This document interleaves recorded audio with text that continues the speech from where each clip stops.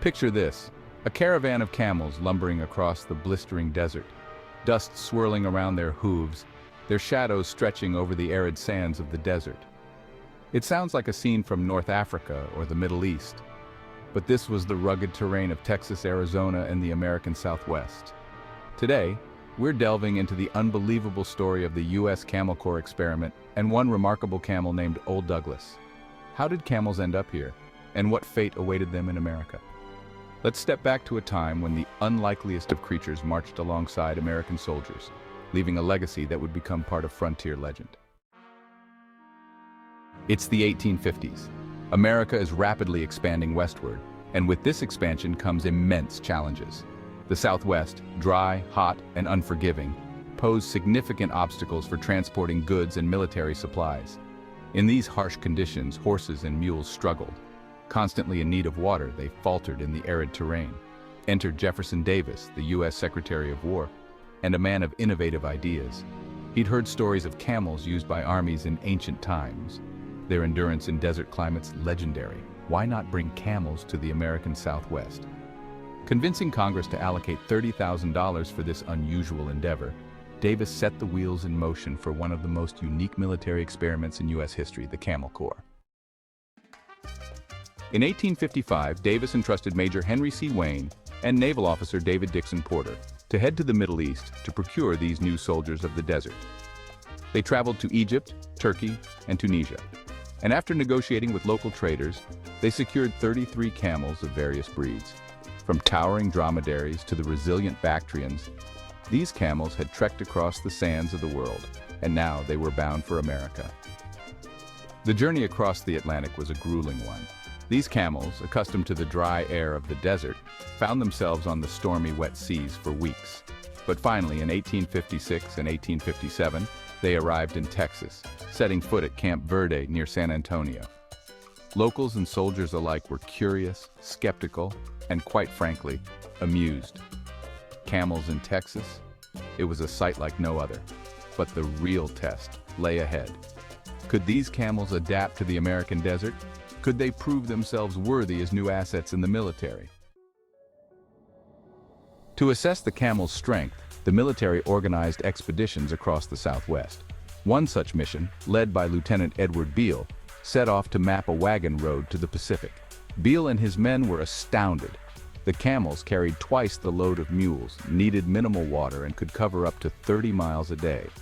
Through rocky paths and searing desert heat, the camels endured it all. In one instance, a camel named Said amazed the soldiers by traveling over 20 miles with no water.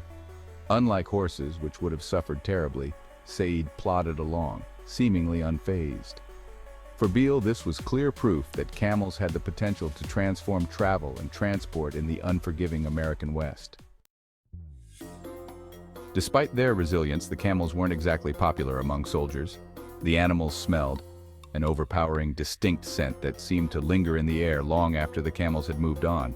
They spat, they kicked, and their loud guttural noises echoed through the camp. Soldiers, particularly those accustomed to working with horses and mules, found the camel's behavior baffling. Horses panicked at the mere sight of a camel, and mules would bolt, kicking up dust in all directions.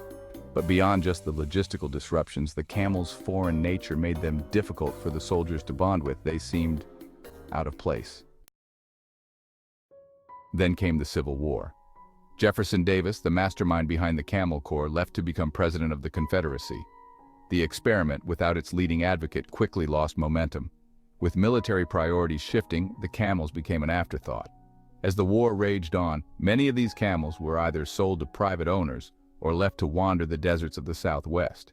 For years afterward, people reported sightings of wild camels, often referred to as ghost camels, wandering through remote stretches of Texas and Arizona. These sightings, strange and surreal, became part of Western folklore. But not all camels met such a ghostly fate. One, known as Old Douglas, would come to play an unforgettable role in the Civil War.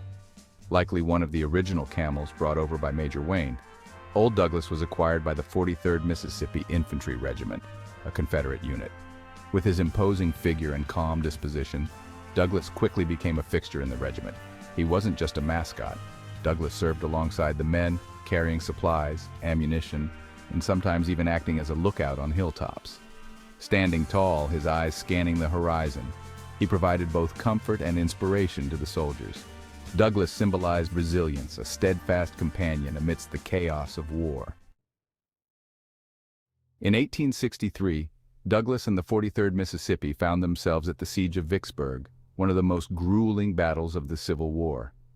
Union forces surrounded the city, and Confederate soldiers, along with Douglas, endured weeks of relentless fighting, hunger, and deprivation.